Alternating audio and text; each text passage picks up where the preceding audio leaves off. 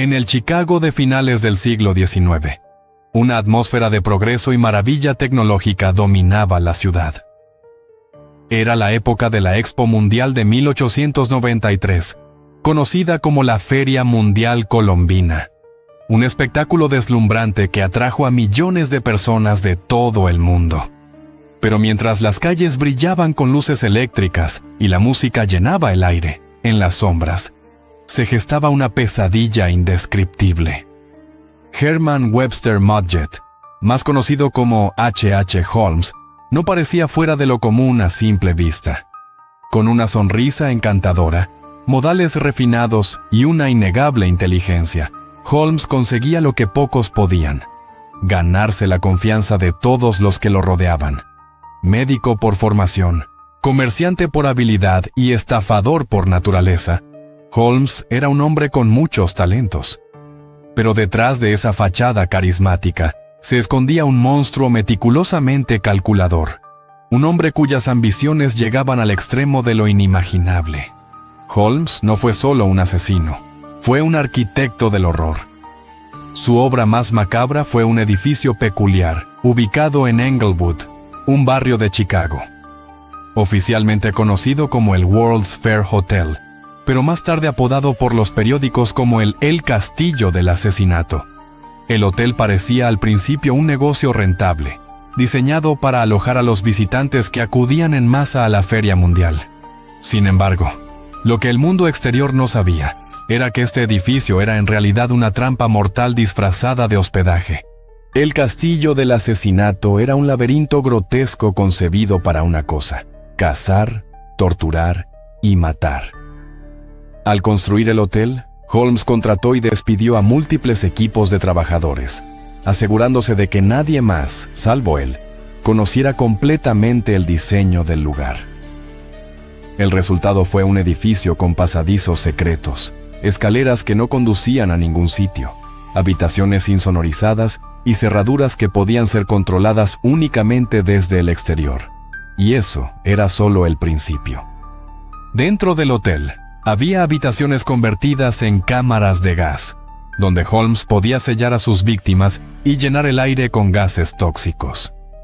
En otras áreas, trampillas ocultas conducían a un sótano, donde podía deshacerse de los cuerpos de manera aterradora. Ácidos corrosivos, hornos industriales y pozos de cal rápida eran las herramientas que utilizaba para borrar cualquier evidencia. El sótano del Castillo del Asesinato era un lugar que incluso los policías más experimentados calificaron como algo salido de las pesadillas más oscuras. La mayoría de sus víctimas eran mujeres jóvenes, muchas de ellas aspirantes a trabajadoras que habían respondido a anuncios de empleo colocados por Holmes. Otras eran huéspedes que albergaban la mala suerte de alojarse en su hotel. Las promesas de romance, trabajo o seguridad eran su anzuelo, y su implacable crueldad hacía el resto. Holmes no tenía remordimientos. Para él, cada vida era simplemente un recurso que explotar. Pero, ¿cómo alguien así llegó a este punto oscuro de la historia? A anuncios de empleo colocados por Holmes. Otras eran huéspedes que albergaban la mala suerte de alojarse en su hotel. Las promesas de romance, trabajo o seguridad eran su anzuelo, y su implacable crueldad hacía el resto. Holmes no tenía remordimientos. Para él, cada vida era simplemente un recurso que explotar. Para entender a H. H. Holmes, hay que regresar a los comienzos. Nacido en 1861 en New Hampshire, Herman Webster Mudgett tuvo, según los registros, una infancia relativamente común, aunque hay rumores que sugieren inclinaciones hacia la manipulación y la crueldad, incluso en sus años tempranos.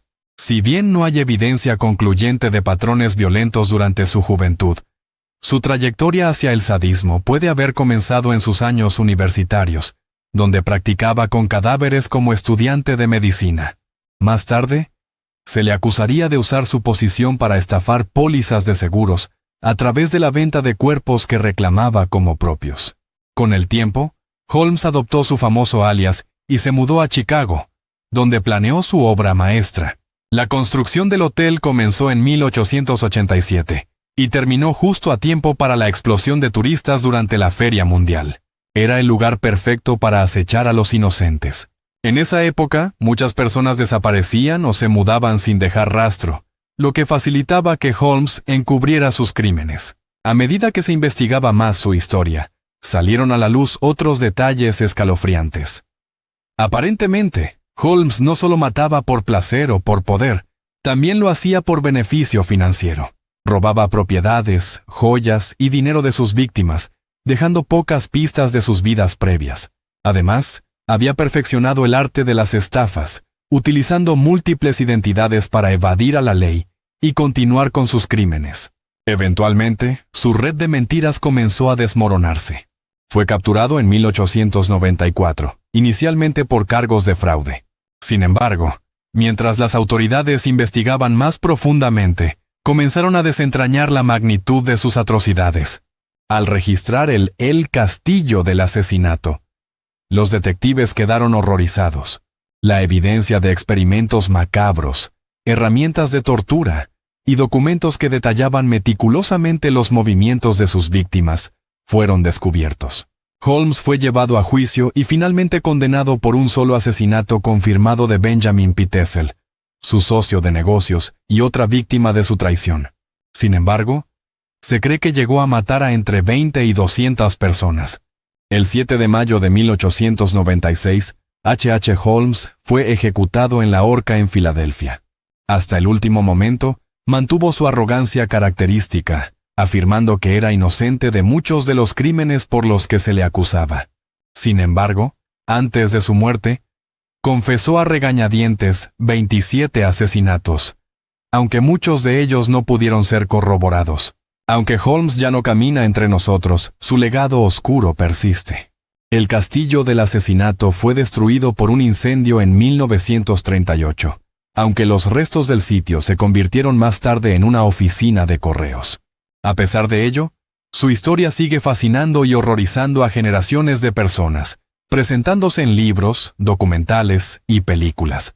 Pero quizás lo más aterrador de todo es considerar cómo un hombre como H.H. Holmes pudo operar con tal impunidad en una era de gran optimismo y avance, utilizando su intelecto y carisma para ocultar su brutalidad. Más de un siglo después, Holmes sigue siendo un recordatorio inquietante de que, a veces, los monstruos reales no se esconden bajo la cama, sino detrás de una sonrisa cortesana, una mirada amable y un título respetable.